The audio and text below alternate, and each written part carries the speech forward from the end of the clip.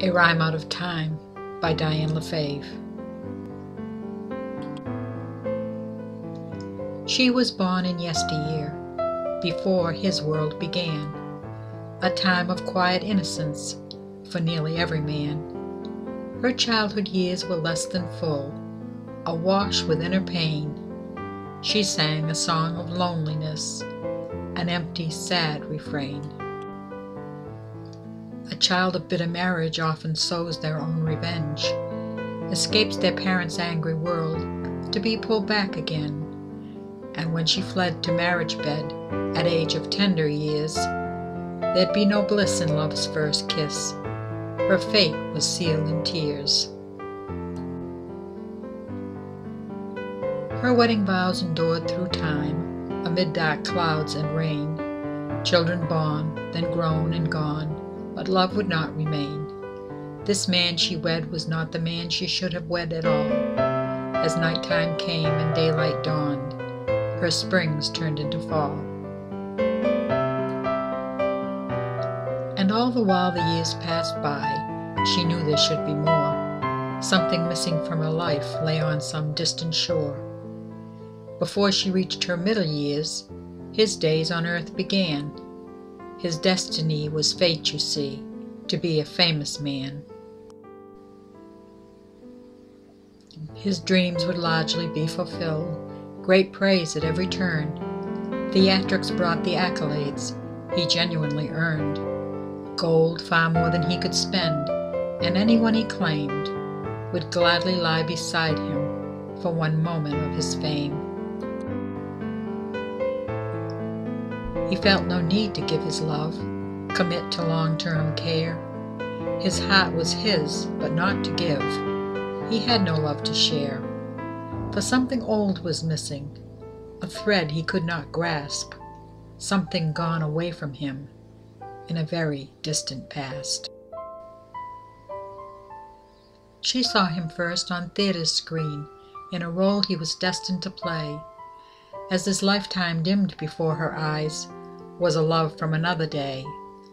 A warrior standing straight and tall with battle shield and sword, his fierceness born in a need to be free, with courage its greatest reward.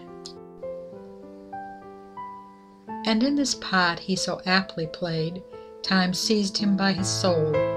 In portraying this knight from the distant past, his act was not merely a role.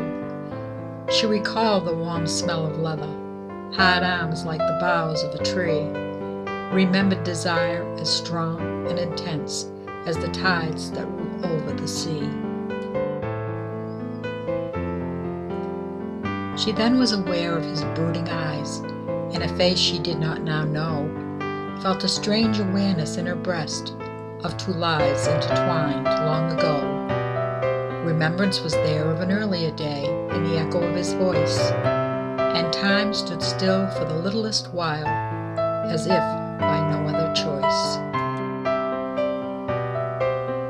She thought of his strong arms around her, as he'd once held her close to his chest, remembered again the touch of his hand, felt his warm, tender kiss to her breast. She imagined his voice whispering to her, saying over and over again, how empty life was without her to love, his twin soul, his dearest of friends. Then her heart lurched inside of her body, convulsing in terrible pain. The sad realization had struck her. They would not be together again. For she was now old and he was young. They had missed one another in time. The poetic voice in the lines of their lives was unable to fall into rhyme. She then sadly passed her life away, with nothing much more to be gained. Thoughts of an age before this age, of a love now lost once again, of death and separation, and a longing never stilled. A voice in time and space cried out, but never was fulfilled. And so ends this tale of twin soulmates, all promise of love lost to time, lives unfulfilled by a cruel twist of fate, with one line out of place in life's rhyme. She is out there now, waiting for him, a spirit all cloaked in remorse, a mysterious form, haunted, forlorn, just waiting to guide him across. Her death is the end of the story, for the time that we know as today. If life truly goes on, and if we're reborn, they will find one another someday.